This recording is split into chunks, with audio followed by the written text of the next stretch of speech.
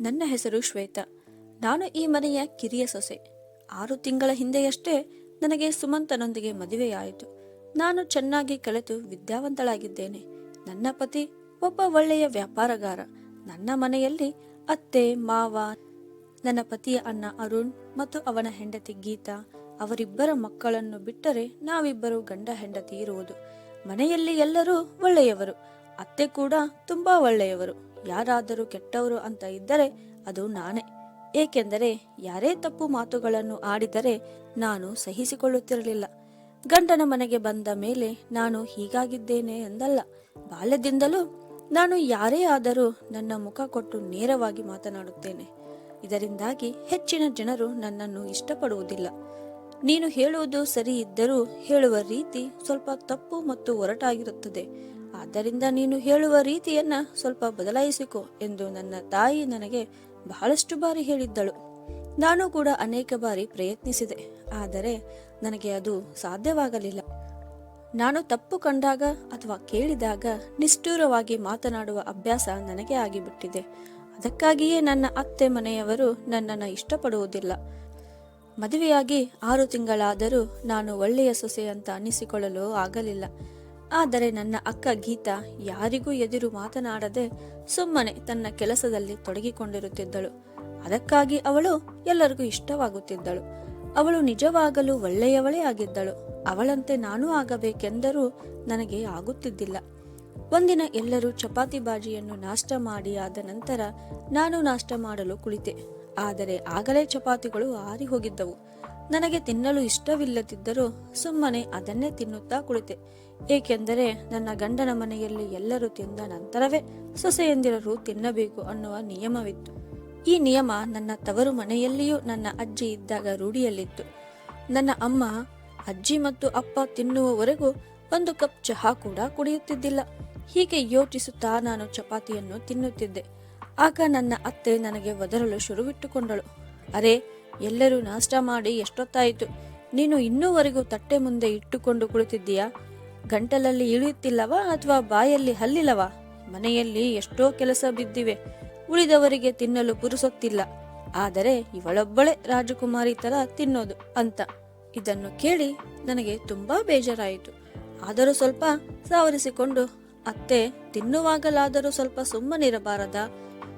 ಎಲ್ಲರೂ ತಿಂದು ಆದ ಮೇಲೆ ನಾನು ತಿನ್ನುತ್ತಿದ್ದೇನೆ ಅಂತ ಹೇಳಿದಾಗ ಅತ್ತೆ ನನ್ನನ್ನು ಸಿಟ್ಟಿನಿಂದ ನೋಡುತ್ತಾ, ಮನೆಯಲ್ಲಿ ಯಾರೂ ನನಗೆ ಎದುರು ಆಡುವುದಿಲ್ಲ, ಆದರೆ ನೀನು ಒಬ್ಬಳೇ ನನಗೆ ತಿರುಗಿ ಆಡುತ್ತೀಯ ಅನ್ನುತ್ತಾ ಅಲ್ಲಿಂದ ಹೋಗುತ್ತಾ ಮತ್ತೆ ತಿರುಗಿ, ಸುಮಂತ ಇನ್ನೂ ಎದ್ದಿಲ್ಲವೇ ಅಂತ ಕೇಳಿದಳು. ಇಲ್ಲ ಅತ್ತೆ, ಇನ್ನೂ ಮಲಗಿದ್ದಾರೆ ಅಂತ ಹೇಳಿದಾಗ, ಅವರು ಬೇಗ ಎಬ್ಬಿಸಿ ಅವನನ್ನು ಬೇಗನೆ ಅಂಗಡಿಗೆ ಕಳಿಸು ಅಂತ ಅವನ ಅಪ್ಪ ಹೇಳಿ ಹೋಗಿದ್ದಾರೆ. ಈ ಹುಡುಗ ಮದುವೆಯಾದಾಗಿನಿಂದ ಸೋಮಾರಿಯಾಗಿ ಬಿಟ್ಟಿದ್ದಾನೆ. ಹೀಗೆ ಮುಂದುವರೆದರೆ ಮನೆ ವ್ಯಾಪಾರ ಉದ್ಧಾರವಾದಂತೆಯೇ ಅಂತ ಅತ್ತೆ ಹೇಳಿದಾಗ ನಾನು ಮತ್ತೆ ಅತ್ತೆಗೆ ಎದುರು ಮಾತನಾಡಲು ನೋಡಿದೆ. ಅಲ್ಲಿಯೇ ಇದ್ದ ನನ್ನ ಅಕ್ಕ ನನಗೆ ಸುಮ್ಮನಿರಲು ಸನ್ನೆ ಮಾಡಿದಳು. ಹಾಗಾಗಿ ನಾನು ಸುಮ್ಮನಾದೆ. ಆದರೆ ಅತ್ತೆ ಸುಮ್ಮನಿರಲಿಲ್ಲ. ಈ ಹುಡುಗಿ ಮದುವೆಯಾಗಿ ಮನೆಗೆ ಬಂದಾಗಿನಿಂದ ಮನೆಯೇ ಉದ್ಧಾರವಾಗುತ್ತಿದೆ. ಇವಳ ಕಾಲ್ಗುಣ ಚೆನ್ನಾಗಿಲ್ಲ ಅಂತ ಮೆಲ್ಲನೆ ಗುಣಗುಣುತ್ತಾ ಕೋಣೆಯಿಂದ ಹೊರ ನಡೆದಳು. ಇದನ್ನೆಲ್ಲ ಕೇಳಿ ನಾನು ಮೂಕ ವಿಸ್ಮಿತಳಾದೆ. ಅಷ್ಟರಲ್ಲಿ ಅಕ್ಕ ಬಂದು, ಸುಮ್ಮನಿರು, ಅತ್ತೆಯ ಮನೆಯಲ್ಲಿ ಇಂತಹ ಬೈಗುಳಗಳನ್ನ ಅನುಭವಿಸಲೇಬೇಕು. ನೀನು ಬಂದು ಬಹಳ ದಿನಗಳಾಗಿಲ್ಲ, ಹಾಗಾಗಿ ನಿನಗೆ ಹೆಚ್ಚೇನೂ ಗೊತ್ತಿಲ್ಲ ಎಂದಳು. ನೀನು ಕ್ರಮೇಣ ತಿಳಿದುಕೊಳ್ಳುತ್ತಾ ಹೋದಂತೆ ಈ ಎಲ್ಲಾ ವಿಷಯಗಳನ್ನ ಮನಸ್ಸಿಗೆ ತೆಗೆದುಕೊಳ್ಳುವುದಿಲ್ಲ.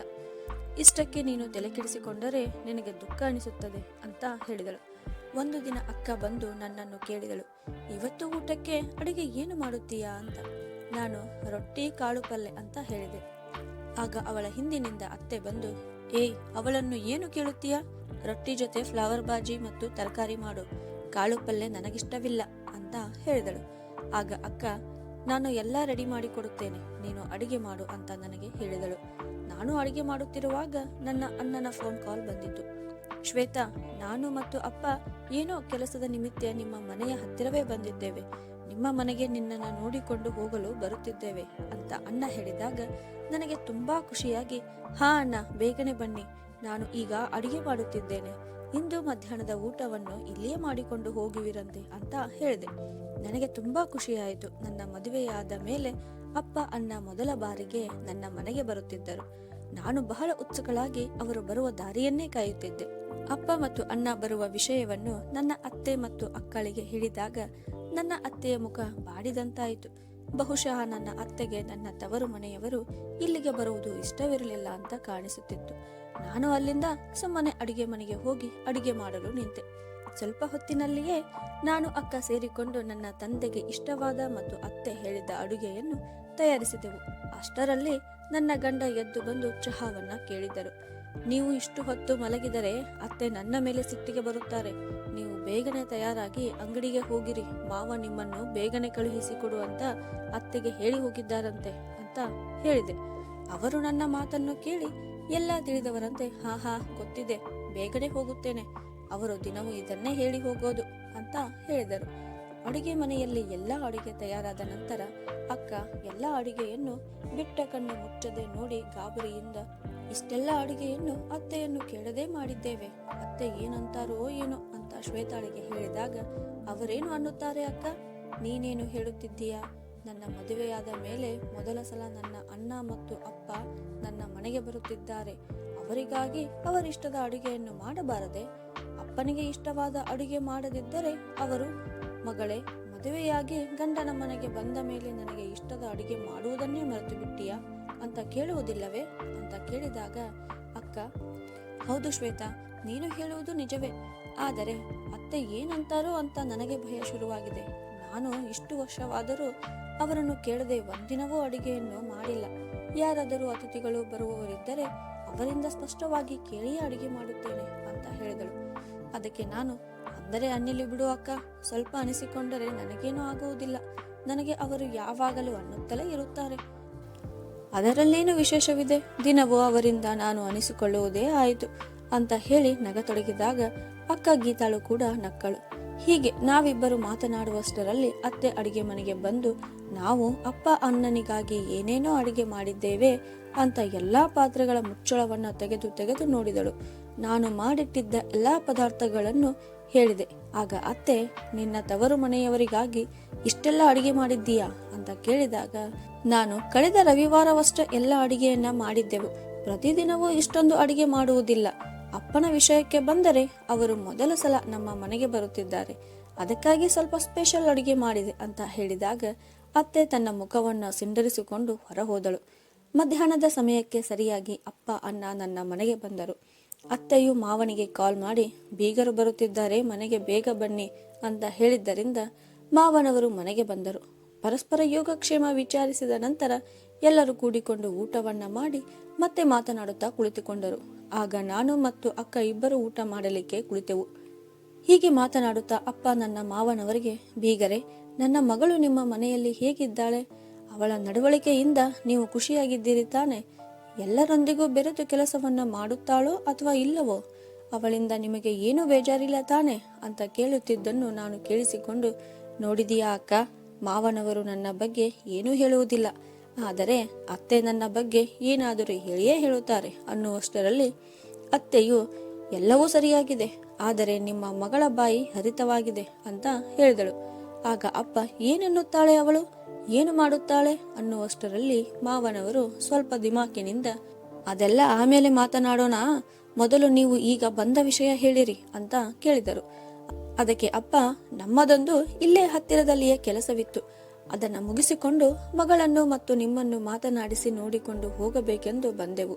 ಅಷ್ಟಕ್ಕೂ ಶ್ವೇತಾಳ ಮದುವೆ ಆದ ನಂತರ ನಾನು ಇಲ್ಲಿಗೆ ಬಂದೇ ಇಲ್ಲ. ಒಂದು ಸಲ ಬಂದು ಹೋಗಿ ಅಂತ ಅವಳು ಕೂಡ ಒತ್ತಾಯ ಮಾಡುತ್ತಿದ್ದಳು ಅಂತ ಹೇಳಿದಾಗ ಮಾವನವರು, ನೀವು ಬರುವ ವಿಷಯವನ್ನು ನಮಗೆ ಮೊದಲೇ ಏಕೆ ತಿಳಿಸಲಿಲ್ಲ ಅಂತ ಕೇಳಿದಾಗ ಅಪ್ಪ, ಇಲ್ಲ, ನಾವು ಅಳಿಯಂದಿರಿಗೂ ಕಾಲ್ ಮಾಡಿದ್ದೆವು ಮತ್ತು ಮಗಳಿಗೂ ನಾವು ಬರುವ ವಿಷಯ ತಿಳಿಸಿದ್ದೆವು, ಅವರು ನಿಮಗೆ ಹೇಳಲಿಲ್ಲವೇ ಅಂತ ಕೇಳಿದರು. ಆಗ ಮಾವನವರು ಸ್ವಲ್ಪ ಖಡಕ್ಕಾಗಿ, ಬೀಗರೆ, ಈ ಮನೆ ಯಾರದು ಅಂತ ತಿಳಿದಿದ್ದೀರಿ? ನನ್ನದ ಅಥವಾ ನಿಮ್ಮ ಮಗಳು ಮತ್ತು ಅಳಿಯಂದ ಅಂತ ಕೇಳಿದಾಗ ಅಪ್ಪನು, ಇದೇನು ಅಂತ ಕೇಳುತ್ತಿದ್ದೀರಿ ಬೀಗರೆ, ಈ ಮನೆಯು ಕೇವಲ ನಿಮ್ಮದೇ ಅಂತ ಹೇಳಿದಾಗ, ಹಾಗಿದ್ದರೆ ನೀವು ನನ್ನ ಕೇಳಿ ಬರುವುದನ್ನ ಬಿಟ್ಟು ಮಗಳು ಮತ್ತು ಅಳಿಯನನ್ನ ಕೇಳುವುದೇ? ನನಗೆ ಈಗ ತಿಳಿಯುತ್ತಿದೆ ನಿಮ್ಮ ಮಗಳು ಹೀಗೇಕಿದ್ದಾಳೆ ಅಂತ.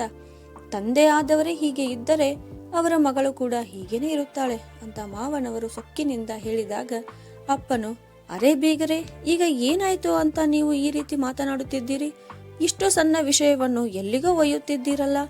ನಿಮಗಿದು ಸರಿ ಕಾಣದಿದ್ದರೆ ಇನ್ನೊಮ್ಮೆ ಬರುವಾಗ ನಿಮ್ಮೊಂದಿಗೆ ಮಾತನಾಡಿಯೇ ಬರುತ್ತೇನೆ. ಆದರೆ ಹೀಗೆ ಮಾತನಾಡಬೇಡಿ. ಅಷ್ಟಕ್ಕೂ ನನ್ನ ಮಗಳು ಏನು ಮಾಡಿದ್ದಾಳೆ ಅಂತ ಸ್ವಲ್ಪ ಹೇಳಿ ಅಂತ ಹೇಳಿದರು. ಆಗ ಮಾವನವರು, ಏನು ಅಂತ ಹೇಳಲಿ, ಒಂದೇ ಎರಡೇ, ನೀವು ನಿಮ್ಮ ಮಗಳಿಗೆ ಒಳ್ಳೆಯ ಸಂಸ್ಕಾರವನ್ನೇ ಕಲಿಸಲಿಲ್ಲ, ಅವಳಲ್ಲಿ ಒಂದು ಚೂರು ಸಂಸ್ಕಾರವೇ ಇಲ್ಲ ಅಂತ ಹೇಳುತ್ತಿದ್ದುದನ್ನ ಕೇಳಿ ನಾನು ಊಟದ ತಟ್ಟೆಯನ್ನು ಹಾಗೆ ಬಿಟ್ಟು ಎದ್ದು ಹೊರಗೆ ಬರಲು ನಿಂತಾಗ ಅಕ್ಕ ಗೀತಾಳು ನನ್ನ ಕೈ ಹಿಡಿದು ನಿಲ್ಲಿಸಿದಳು ಮತ್ತು ಹೊರಗೆ ಹೋಗಬೇಡ ಅಂತ ಸನ್ನೆ ಮಾಡಿದಳು. ನಾನು ಊಟವನ್ನು ಅಷ್ಟಕ್ಕೆ ಬಿಟ್ಟು ನನ್ನ ರೂಮಿಗೆ ಬಂದೆ. ಅಲ್ಲಿ ಅವರ ಮಾತುಗಳು ತುಂಬಾ ಸ್ಪಷ್ಟವಾಗಿ ಕೇಳುತ್ತಿದ್ದವು. ಮಾವ ಇನ್ನೂ ಏನೇನೋ ಹೇಳುತ್ತಿದ್ದರು. ಅವರ ಮಾತನ್ನು ಕೇಳಿ ಅಪ್ಪ ಮತ್ತು ಅಣ್ಣ ಗಂಭೀರವಾಗಿ ಶಾಂತ ರೀತಿಯಿಂದ ಕುಳಿತು, ಮತ್ತೆ ಅಪ್ಪ, ಏನಾಯ್ತು, ನನ್ನ ಮಗಳು ಏನು ಮಾಡಿದ್ದಾಳೆ? ನೀವು ಇಷ್ಟು ಬೇಸರಗೊಳ್ಳುವಂಥದ್ದು ಅವಳೇನು ಮಾಡಿದ್ದಾಳೆ ಅಂತ ಕೇಳಿದಾಗ ಮಾವ, ಏನೇನು ಮಾಡಿದ್ದಾಳೆ ಅಂತ ಹೇಳಬೇಕು? ನಿಮ್ಮ ಮಗಳಿಗೆ ಮೊದಲು ಈ ಮನೆಯಲ್ಲಿ ಇರುವವರಿಗೆ ಮರ್ಯಾದೆ ಕೊಡುವುದು ಗೊತ್ತಿಲ್ಲ. ಮನೆಯಲ್ಲಿ ಅವಳು ಎಲ್ಲರಿಗಿಂತ ಚಿಕ್ಕವಳಿದ್ದರೂ ದೊಡ್ಡವರೊಂದಿಗೆ ಹೇಗೆ ಮಾತನಾಡಬೇಕು ಅಂತ ಗೊತ್ತಿಲ್ಲ. ತನ್ನನ್ನು ತಾನೇ ದೊಡ್ಡವಳು ಅಂತ ತಿಳಿದುಕೊಂಡಿದ್ದಾಳೆ. ಗಂಡನಿಗೆ ಹೆಸರು ಹಿಡಿದು ಕರೆಯುತ್ತಾಳೆ ಅಂತ ಹೇಳಿದರು. ಆಗ ಅಪ್ಪ ಸ್ವಲ್ಪ ಸಮಾಧಾನದಿಂದ, ಬೀಗರೆ, ಈಗಿನ ಕಾಲದಲ್ಲಿ ಎಲ್ಲರೂ ತಮ್ಮ ಗಂಡನನ್ನು ಹೆಸರು ಹಿಡಿಯದು ಕರೆಯುವುದು ಸಾಮಾನ್ಯವಾಗಿದೆ. ಇದರಲ್ಲಿ ಬೇಸರಗೊಳ್ಳುವಂತ ವಿಷಯ ಏನಿದೆ ಅಂತ ಕೇಳಿದ ಕೂಡಲೇ ಮಾವನವರು, ಹಾಗಾದರೆ ನಿಮ್ಮ ಹೆಂಡತಿಯು ನಿಮ್ಮನ್ನು ಹೆಸರು ಹಿಡಿದು ಕರೆಯುತ್ತಾರಾ? ನೋಡಿ, ಇದು ನಿಮ್ಮ ಮನೆಯಲ್ಲಿ ನಡೆಯಬಹುದು, ನನ್ನ ಮನೆಯಲ್ಲಿ ನಡೆಯಲ್ಲ. ನಿಮ್ಮ ಮಗಳು ಅವಳ ಅತ್ತೆಯ ಒಂದು ಮಾತನ್ನು ಕೇಳುವುದಿಲ್ಲ, ಎಲ್ಲದಕ್ಕೂ ಎದುರು ಉತ್ತರ ಕೊಡುತ್ತಾಳೆ. ಇದು ಸೊಸೆಯಾದವಳು ನಡೆದುಕೊಳ್ಳುವ ರೀತಿಯೇ?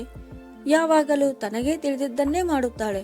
ನನ್ನ ಹೆಂಡತಿ ಎಲ್ಲವನ್ನ ಸಹಿಸಿಕೊಂಡು ಹೋಗುವುದಕ್ಕೆ ಇದುವರೆಗೂ ಈ ಮನೆಯು ಒಡೆದು ಹೋಗಿಲ್ಲ ಅಂತ ಮಾವನವರು ನನ್ನ ಬಗ್ಗೆ ಕಂಪ್ಲೇಂಟ್ ಹೇಳುವುದನ್ನ ಕೇಳಿ ನನಗೆ ವಿಚಿತ್ರವಾಯಿತು. ಇದುವರೆಗೂ ನಾನು ಕೇವಲ ಅತ್ತೆ ಅಷ್ಟೇ ಸರಿಯಾಗಿಲ್ಲ ಅಂತ ಅಂದುಕೊಂಡಿದ್ದೆ. ಆದರೆ ಮನೆಯಲ್ಲಿ ಎಲ್ಲರೂ ಒರಟಾಗಿದ್ದಾರೆ ಅಂತ ನನಗೆ ಈಗ ತಿಳಿಯಿತು. ಮಾವನವರು ಅತ್ತೆಗಿಂತ ಸ್ವಲ್ಪ ಹೆಚ್ಚಿಗೆನೇ ಒರಟಾಗಿದ್ದಾರೆ. ನನಗೆ ಅವರ ಒರಟು ಮಾತುಗಳನ್ನು ಸಹಿಸಿಕೊಳ್ಳಲು ಆಗುತ್ತಿರಲಿಲ್ಲ. ನನ್ನ ಕಣ್ಣಲ್ಲಿ ನೀರು ತುಂಬಿಕೊಂಡಿತು. ನಾನು ಉತ್ತರ ಕೊಡಲು ರೂಮಿನಿಂದ ಹೊರಬರಲು ನೋಡಿದೆ. ಆದರೆ ಗೀತಾ ಅಕ್ಕ ಮತ್ತೆ ನನ್ನನ್ನ ಕೈ ಹಿಡಿದು ಎಳೆದು ಒಳಗೆ ಕೂರಿಸಿ, ಇದೇನು ಮಾಡುತ್ತಿದ್ದೀಯಾ? ಅವರಿಬ್ಬರ ನಡುವೆ ನೀನೇನು ಹೇಳಲು ಹೊರಟಿರುವೆ ಅಂತ ಕೇಳಿದಾಗ ನಾನು, ನೋಡು ಅಕ್ಕ, ನನಗೆ ಏನೂ ಹೇಳಬೇಡ. ನಾನು ಬಹಳ ಕೆಟ್ಟವಳಿದ್ದೇನೆ. ಇನ್ನೂ ಸ್ವಲ್ಪ ಕೆಟ್ಟವಳು ಆಗಲು ಬಿಡು. ಈ ತರದ ಮಾತುಗಳು ನನಗೆ ಸಹಿಸಿಕೊಳ್ಳಲು ಆಗುವುದಿಲ್ಲ ಅಂತ ಹೇಳಿದೆ. ನನಗೆಲ್ಲ ಗೊತ್ತಿದೆ, ಈಗ ಸುಮ್ಮನಿರು, ಅವರಿಬ್ಬರ ನಡುವೆ ಹೋಗಿ ಮಾತನಾಡಬೇಡ ಅಂತ ಹೇಳಿದಾಗ ನಾನು ಮತ್ತೆ ಹೊರಡಲು ನೋಡಿದೆ. ಆಗ ಅವಳು, ಆಯ್ತು ಹೋಗು, ಅಲ್ಲಿ ಹೋಗಿ ನಿನ್ನ ಅಣ್ಣ ಮತ್ತು ಅಪ್ಪನ ಮತ್ತಷ್ಟು ಮರ್ಯಾದೆ ಕಳೆಯುತ್ತೀಯಾ ಅಂತ ಹೇಳಿ ನನ್ನ ಕೈಯನ್ನು ಹಿಡಿದು ಜೋರಾಗಿ ಎಳೆದು ಕೂರಿಸಿಕೊಂಡಳು. ನಾನು ಮತ್ತೆ ರೂಮಲ್ಲಿ ಕೂತು ಅಳತೊಡಗಿದೆ. ನಾನು ಅಳುವುದನ್ನ ನೋಡಿ ಅಕ್ಕ ಗೀತಾಳು ಕೂಡ ಕಣ್ಣೀರು ಹಾಕಿದಳು. ಗಂಡನ ಮನೆಯಲ್ಲಿ ಹೊಂದಿಕೊಳ್ಳುವುದು ಅಷ್ಟು ಸರಳವಿಲ್ಲ ಅಂತ ನನಗೆ ಆಗ ಅರ್ಥವಾಯಿತು. ಹೊರಗೆ ಇನ್ನೂ ಮಾತುಗಳು ನಡೆಯುತ್ತಿದ್ದವು. ಈಗ ಅತ್ತೆಯೂ ಕೂಡ ಅಪ್ಪನೊಂದಿಗೆ ಬಾಯಿ ಹಾಕಿದ್ದಳು. ಅತ್ತೆಯು, ಅರೆ, ನನ್ನ ದೊಡ್ಡ ಸೊಸೆ ಎಷ್ಟು ಸಂಸ್ಕಾರವಂತೆ ಇದ್ದಾಳೆ. ಅವಳು ವಿದ್ಯಾಭ್ಯಾಸ ಕಲಿತಿಲ್ಲ. ಅವಳ ಬಗ್ಗೆ ಎಷ್ಟು ಹೇಳಿದರೂ ಕಡಿಮೆನೆ. ಅವಳು ದೊಡ್ಡ ಮನೆತನದಿಂದ ಬಂದವಳು. ಒಂದು ಕಂಪನಿಯ ಮಾಲೀಕನ ಮಗಳು ಅವಳು. ಅವಳಪ್ಪ ದುಡಿದಷ್ಟು ನೀವೇನೂ ದುಡಿಯುತ್ತೀರಾ? ಆದರೂ ಅವಳಿಗೆ ಒಂಚೂರು ಸೊಕ್ಕಿಲ್ಲ. ನಿಮ್ಮ ಮಗಳು ಇದ್ದಾಳೆ. ಯಾವಾಗ ನನ್ನ ಮಗನ ಮದುವೆ ಮಾಡಿಕೊಂಡು ಮನೆಯಲ್ಲಿ ಕಾಲಿಟ್ಟು ಬಂದಳೋ ಆಗಿನಿಂದ ನಮ್ಮ ಮನೆ ಉದ್ಧಾರವೇ ಆಗುತ್ತಿದೆ. ನಿಮ್ಮ ಮಗಳ ಕಾಲ್ಗುಣ ಚೆನ್ನಾಗಿಲ್ಲ. ನನ್ನ ಮಗ ಎಷ್ಟು ದುಡಿಯುವವನು. ಮದುವೆಯ ನಂತರ ತುಂಬಾ ಸೋಮಾರಿಯಾಗಿ ಬಿಟ್ಟಿದ್ದಾನೆ. ನನ್ನ ಸಣ್ಣ ಸಣ್ಣ ಮೊಮ್ಮಕ್ಕಳ ಹತ್ತಿರ ಕೆಲಸವನ್ನ ಮಾಡಿಸಿಕೊಳ್ಳುತ್ತಾಳೆ. ನಮಗೆ ತಂದು ಹಾಕಿಬಿಟ್ಟಿರಿ ಇಂತಹ ನಿಮ್ಮ ಮಗಳನ್ನು. ಮದುವೆಗೂ ಮುಂಚೆ ನನ್ನ ಮಗಳು ಹಾಗಿದ್ದಾಳೆ ಹೀಗಿದ್ದಾಳೆ ಅಂತ ಹೊಗಳಿಕೊಳ್ಳುತ್ತಿದ್ದೀರಲ್ಲ. ಮದುವೆಯಾಗಿ ಕೇವಲ 6 ತಿಂಗಳಲ್ಲಿಯೇ ನಾವು ಅವಳ ಅಸಲಿ ರೂಪ ನೋಡಿದೆವು. ಹೀಗೆ ಅತ್ತೆ ಮತ್ತು ಮಾವನವರ ಮಾತು ಕೇಳಿ ನನ್ನ ತಂದೆ ತಲೆಯನ್ನ ತಗ್ಗಿಸಿ ನಿಂತರು. ಆಗ ಮಾವ, ಆಯ್ತು, ನಾವೇನು ಹೇಳಬೇಕು ಅಂತ ಅಂದುಕೊಂಡಿದ್ದೇವೋ ಅದನ್ನ ಹೇಳಿದೆವು. ಇನ್ನು ನೀವು ನಿಮ್ಮ ಮಗಳ ಜೊತೆ ಏನು ಮಾತನಾಡಬೇಕು ಮಾತನಾಡಿಕೊಳ್ಳಿ ಅಂತ ಹೇಳಿದಾಗ ಅಪ್ಪನು ನನ್ನನ್ನ ಕೂಗಿ, ಮಗಳೇ ಶ್ವೇತಾ, ಸ್ವಲ್ಪ ಹೊರಗೆ ಬಾರಮ್ಮ ಅಂತ ಕರೆದರು. ನಾನು ಕೂಡಲೇ ಹೊರಗೆ ಹೋಗಿ ಅಪ್ಪನ ಎದುರು ತಲೆ ತಗ್ಗಿಸಿ ನಿಂತೆ. ಅಪ್ಪನ ಕಣ್ಣು ಕೆರಳಿ ಕೆಂಪಗೆ ಆಗಿದ್ದವು. ಅವನ ನೋಡಿ ನನ್ನಲ್ಲಿ ನಡುಕು ಶುರುವಾಯಿತು. ಆಗ ಅಪ್ಪ, ಮಗಳೇ, ನಾನೇನು ಕೇಳುತ್ತಿದ್ದೇನೆ ನಿನ್ನ ಬಗ್ಗೆ? ನಿನ್ನ ಅತ್ತೆ ಮಾವ ನಿನ್ನ ಬಗ್ಗೆ ಏನು ಹೇಳುತ್ತಿದ್ದಾರೆ? ಹೀಗೇಕೆ ನಡೆದುಕೊಳ್ಳುತ್ತೀಯಾ ಮಗಳೇ? ನಾನು ಮತ್ತು ನಿನ್ನ ತಾಯಿ ಎಷ್ಟು ಸಲ ಹೇಳಿದ್ದೇವೆ, ಆದರೂ ನೀನು ಸುಧಾರಿಸಿಕೊಂಡಿಲ್ಲ. ಇದು ನಿನ್ನ ಗಂಡನ ಮನೆ. ಇಲ್ಲಿ ಒಂದೊಂದು ಹೆಜ್ಜೆ ಇಡಬೇಕೆಂದರೂ ಯೋಚಿಸಿ ಇಡಬೇಕು. ಚೆನ್ನಾಗಿ ಯೋಚಿಸಿ ಮಾತನಾಡಬೇಕು. ಅಷ್ಟೊಂದು ಕಲಿತಿದ್ದೀಯಾ, ಆದರೂ ನಿನಗೆ ತಿಳುವಳಿಕೆ ಇಲ್ಲವೇ? ನಿನ್ನ ತಾಯಿ ಕೊಟ್ಟ ಎಲ್ಲ ಸಂಸ್ಕಾರವನ್ನು ಮರೆತು ಬಿಟ್ಟೀಯಾ? ಗಂಡನ ಮನೆಯಲ್ಲಿ ನೀನು ಎಲ್ಲರ ಮನಸ್ಸನ್ನ ಗೆದ್ದು ನಮಗೆ ಒಳ್ಳೆಯ ಹೆಸರು ತರುತ್ತೀಯಾ ಅಂತ ತಿಳಿದುಕೊಂಡಿದ್ದೆವು. ಆದರೆ ಇಂದು ನಿನ್ನ ಬಗ್ಗೆ ಇದನ್ನೆಲ್ಲ ಕೇಳಿ ನನಗೆ ತುಂಬಾ ದುಃಖವೆನಿಸುತ್ತಿದೆ, ತುಂಬಾ ನಾಚಿಕೆ ಆಗುತ್ತಿದೆ ಅಂತ ದುಃಖದಿಂದ ಹೇಳಿದಾಗ ನಾನು ದುಃಖ ಹಾಗೂ ನಾಚಿಕೆಯಿಂದ ನೆಲವನ್ನ ನೋಡುತ್ತಾ ನಿಂತೆ. ಆಗ ಅಪ್ಪ, ಆಯ್ತು ಮಗಳೇ, ನೀನು ಈಗ ದಾಂಪತ್ಯ ಜೀವನಕ್ಕೆ ಕಾಲಿಟ್ಟಿದ್ದೀಯಾ. ಸ್ವಲ್ಪ ತಪ್ಪುಗಳು ಆಗಿರಬೇಕು. ಇಷ್ಟು ದಿನ ನಡೆದಿದ್ದಕ್ಕೆ ನಿನ್ನ ಅತ್ತೆ ಮಾವರಿಗೆ ಕ್ಷಮೆ ಕೇಳಿ ಇನ್ನು ಮುಂದೆ ಹಾಗೆ ನಡೆದುಕೊಳ್ಳುವುದಿಲ್ಲ ಅಂತ ಅವರಿಗೆ ಭರವಸೆ ಕೊಡು ಅಂತ ಹೇಳಿ ಮತ್ತೆ ನನ್ನ ಅತ್ತೆ ಮಾವರಿಗೆ ಕೈ ಮುಗಿದು, ಬೀಗರೆ, ದಯವಿಟ್ಟು ನನ್ನ ಮಗಳನ್ನು ಚಿಕ್ಕವಳೆಂದು ತಿಳಿದು ಕ್ಷಮಿಸಿಬಿಡಿ. ಮುಂದೆ ಈ ತಪ್ಪುಗಳನ್ನು ಅವಳು ಮಾಡುವುದಿಲ್ಲ. ಅವಳು ಸ್ವಲ್ಪ ಮಾತಿನಲ್ಲಿ ಹರಿತವಾಗಿದ್ದಾಳೆ. ಯೋಚನೆ ಮಾಡದೆ ನೇರವಾಗಿ ಮಾತನಾಡಿ ಬಿಡುತ್ತಾಳೆ. ಆದರೆ ಅವಳ ಮನಸ್ಸು ಮುಗ್ಧವಾಗಿದೆ. ಯಾವುದೇ ಕಲ್ಮಶ ಅವಳ ಮನಸ್ಸಿನಲ್ಲಿ ಇಲ್ಲ ಅಂತ ಕೇಳಿಕೊಂಡರು. ಅತ್ತೆ ಮಾವನವರು ಏನು ಮಾತನಾಡದೆ ನನ್ನನ್ನು ಸಿಟ್ಟಿನಿಂದ ನೋಡತೊಡಗಿದರು. ಆಗ ಅಪ್ಪ, ಮಗಳೇ, ಮೊದಲು ನನ್ನ ಮುಂದೆಯೇ ನಿನ್ನ ಅತ್ತೆ ಮಾವನವರಿಗೆ ಕ್ಷಮೆ ಕೇಳು ಅಂತ ಹೇಳಿದಾಗ ನಾನು, ಅಪ್ಪ, ಮೊದಲು ನನ್ನ ಮಾತು ಕೇಳಿ ಅನ್ನುವಷ್ಟರಲ್ಲಿ, ನಿನ್ನ ಮಾತನ್ನ ಏನು ಕೇಳೋದು? ಮೊದಲು ನಾನು ಹೇಳಿದಷ್ಟು ಮಾಡು, ಮೊದಲು ಕ್ಷಮೆ ಕೇಳು ಅಂತ ಸಿಟ್ಟಿನಿಂದ ಹೇಳಿದರು. ಆಗ ನಾನು, ಸಾರಿ ಅಪ್ಪ, ನಾನು ಅವರಿಗೆ ಕ್ಷಮೆ ಕೇಳುವುದಿಲ್ಲ ಅಂತ ನಿಷ್ಠೂರವಾಗಿ ಹೇಳಿದಾಗ, ನೋಡಿದಿರಾ ನಿಮ್ಮ ಮಗಳ ಹಠವನ್ನು ಅಂತ ಮಾವ ಹೇಳಿದಾಗ ಅಪ್ಪ, ನಿನ್ನ ಗಂಡನ ಮನೆಯಲ್ಲಿ ನನಗೆ ಒಳ್ಳೆಯ ಗೌರವ ತಂದು ಕೊಟ್ಟೆ ಮಗಳೇ, ಆದರೂ ನಿನಗೆ ನಿನ್ನ ತಪ್ಪಿನ ಅರಿವಾಗುತ್ತಿಲ್ಲ. ಕ್ಷಮೆ ಕೇಳುತ್ತೀಯೋ ಇಲ್ಲವೋ ಅಂತ ತಮ್ಮ ಹಲ್ಲು ಕಟಗರಿಸುತ್ತಾ ಕೇಳಿದಾಗ ನಾನು, ಅಪ್ಪ, ನೀವು ಬರೀ ಅವರಷ್ಟೇ ಮಾತನ್ನು ಕೇಳಿ ನನಗೆ ಕ್ಷಮೆ ಕೇಳಲು ಹೇಳುತ್ತಿದ್ದೀರಿ. ಆದರೆ ನನ್ನ ಮಾತನ್ನು ಸ್ವಲ್ಪ ಕೇಳಿಸಿಕೊಳ್ಳಲಿಲ್ಲ. ನನಗೂ ಕೂಡ ನನ್ನ ಕಷ್ಟಗಳನ್ನು ಹೇಳಿಕೊಳ್ಳುವ ಹಕ್ಕಿದೆ. ಸ್ವಲ್ಪ ನಾನು ಹೇಳುವುದನ್ನ ಕೇಳಿ. ಅದರಲ್ಲಿ ನಿಮಗೆ ನನ್ನ ತಪ್ಪು ಕಂಡರೆ ನಾನು ಕ್ಷಮೆ ಕೇಳುತ್ತೇನೆ ಅಂತ ಹೇಳಿದೆ.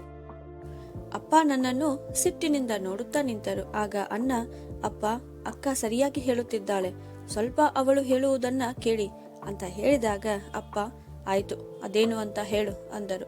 ಆಗ ನಾನು ಹೇಳಲು ನಿಂತಾಗ ಅತ್ತೆ ಅಲ್ಲಿಂದ ಎದ್ದು ಹೊರಟರು. ನಾನು ಅವರನ್ನ ತಡೆದು, ಅತ್ತೆ ಮಾವ, ನೀವು ಕೂಡ ಇಲ್ಲಿಯೇ ಕುಳಿತುಕೊಳ್ಳಿ.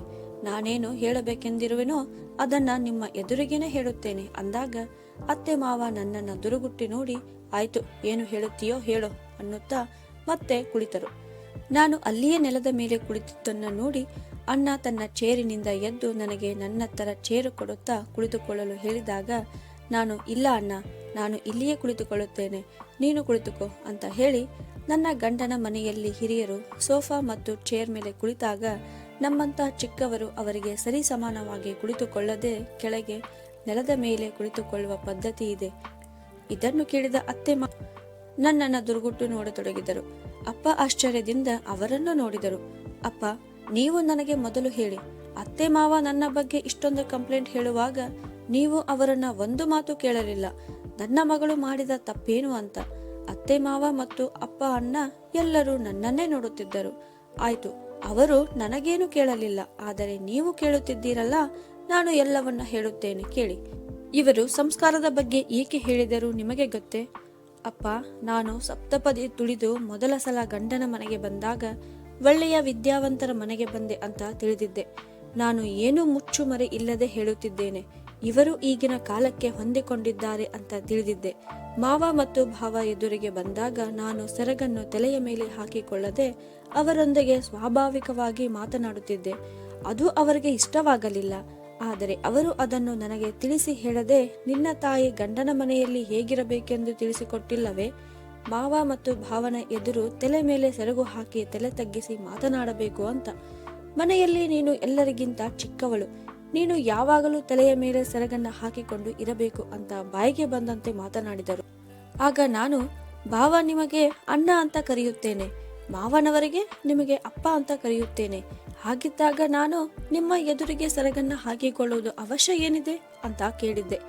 ಆಗಲೂ ಮತ್ತೆ ಮಾವ ಮತ್ತು ಭಾವ ಬಾಯಿಗೆ ಬಂದಂತೆ ಬೈದರು. ನನ್ನ ತವರು ಮನೆಯ ಸಂಸ್ಕಾರ ಮತ್ತು ಮನೆತನದ ಬಗ್ಗೆ ಏನೇನೋ ಮಾತನಾಡಿದರು. ನನಗೆ ತುಂಬಾ ದುಃಖವೆನಿಸಿತು. ಆಗಲೂ ನಾನು ಎದುರು ಮಾತನಾಡದೆ ಸುಮ್ಮನಿದ್ದೆ. ಮತ್ತು ಒಂದು ದಿನವೂ ಅವರು ಮನೆಯಲ್ಲಿದ್ದಾಗ ನಾನು ತಲೆಯ ಮೇಲಿಂದ ಸೆರಗನ್ನ ತೆಗೆಯಲಿಲ್ಲ. ಗಂಡನಿಗೆ ಹೆಸರು ಹಿಡಿದು ಕರೆಯುತ್ತೇನೆ ಅಂತ ಹೇಳಿದಿರಲ್ಲ, ನಾನು ನಮ್ಮ ಮದುವೆ ಗೊತ್ತಾದಾಗಿನಿಂದಲೂ ಅವರನ್ನು ಹೆಸರಿನಿಂದಲೇ ಕರೆಯುತ್ತಿದ್ದೇನೆ. ಅದಕ್ಕಾಗಿಯೂ ನನಗೆ ಬಹಳ ಬೈದರು. ಅಪ್ಪ, ಈಗ ನಿಮಗೆ ಕೇಳಿದಿರಲ್ಲ, ನಿಮ್ಮ ಹೆಂಡತಿಯು ನಿಮ್ಮನ್ನು ಹೆಸರು ಹಿಡಿದು ಕರೆಯುತ್ತಾಳೆಯೇ ಅಂತ. ಅದೇ ರೀತಿ ಆ ದಿನವೂ ನನಗೆ ಒರಟಾಗಿ ನಿಮ್ಮ ತಾಯಿಯು ನಿನ್ನ ತಂದೆಗೆ ಇದೇ ರೀತಿ ಹೆಸರು ಹಿಡಿದು ಕರೆಯುತ್ತಾಳೆಯೇ ಅಂತ ಕೇಳಿದ್ದರು. ನಾನು ಆ ದಿನದಿಂದಲೇ ಅವರನ್ನ ಹೆಸರು ಹಿಡಿದು ಕರೆಯುವುದನ್ನ ಬಿಟ್ಟೆ. ಆದರೆ ಇಂದು ನಿಮಗೆ ಹೇಳುತ್ತೇನೆ ಅಪ್ಪ, ಇವರ ಮಗಳು ಅಂದರೆ ನನ್ನ ನಾದಿನಿಯು ತನ್ನ ಗಂಡನನ್ನ ಹೆಸರು ಹಿಡಿದು ಕರೆಯುತ್ತಾಳೆ. ನೀವು ಅಂತ ಅನ್ನುವ ಬದಲು ನೀನು ಅಂತ ಕರೆಯುತ್ತಾಳೆ. ಆಗ ಇವರಿಬ್ಬರು ನಗುತ್ತಾ ಕೂರುತ್ತಾರೆ. ಮಗಳಿಗೆ ಒಂದು ಮಾತನ್ನು ಕೂಡ ಹಾಗೆ ಹೆಸರು ಹಿಡಿದು ಕರೆಯಬಾರದು ಅಂತ ಹೇಳುವುದಿಲ್ಲ. ಸಂಸ್ಕಾರ, ನಿಯಮ, ಕಾಯಿದೆಗಳು ಕೇವಲ ಸೊಸೆಯಂದರಿಗೆ ಮಾತ್ರ ಇರುತ್ತವೆಯೇ ಅಂತ ಕೇಳುವಷ್ಟರಲ್ಲಿ ಅತ್ತೆ, ನೀನೇನು ಹೇಳುತ್ತಿದ್ದೀಯ ಸೊಸೆ ಅಂತ ಅಡ್ಡಬಾಯಿ ಹಾಕಿದಳು. ನೀವು ಸುಮ್ಮನಿರ್ರಿ ಅತ್ತೆ, ನೀವು ಮಾತನಾಡುವಾಗ ನಾನು ಒಮ್ಮೆಯೂ ಅಡ್ಡಬಾಯಿ ಹಾಕಿಲ್ಲ. ದಯವಿಟ್ಟು ನನಗೂ ಕೂಡ ಎಲ್ಲವನ್ನು ಹೇಳಲು ಅವಕಾಶ ಮಾಡಿಕೊಡಿ, ಪ್ಲೀಸ್, ನನ್ನನ್ನು ತಡೆಯಬೇಡಿ ಅಂತ ಕೇಳಿದಾಗ ನನ್ನ ಮಾತನ್ನು ಕೇಳಿ ಅತ್ತೆ ಮುಖ ಸಿಂಡರಿಸಿಕೊಂಡು ಕುಳಿತಳು.